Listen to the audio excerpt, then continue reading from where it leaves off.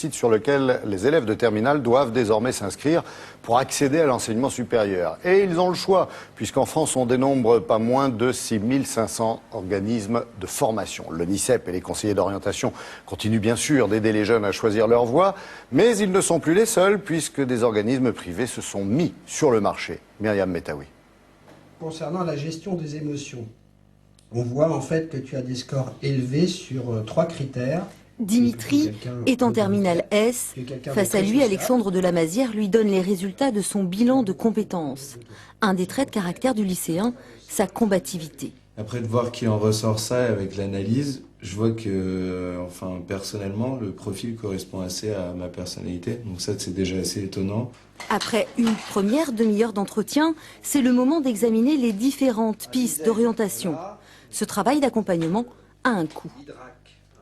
Les tarifs varient entre 300 et 1000 euros. Ça dépend en fait du temps qu'on y passe. Dans l'entrée, la mère de Dimitri l'attend avec fébrilité. J'ai laissé à Dimitri libre choix, effectivement, de discuter avec monsieur de la Mazière et d'avancer lui par rapport à ce qu'il veut faire et par rapport à ce que lui conseille cette société. Et je me sens un petit peu mieux quand même et je dors un petit peu mieux. De son côté, l'Éducation nationale observe avec prudence les pratiques de ces cabinets. Elle met en garde face à certaines dérives possibles. Soyons bien vigilants à regarder que l'on est dans des dispositifs où il est essentiel que le conseil donné soit un conseil objectif, neutre. Il ne s'agit pas de dicter un choix, il ne s'agit pas de prédéterminer un choix, il s'agit d'aider à une décision.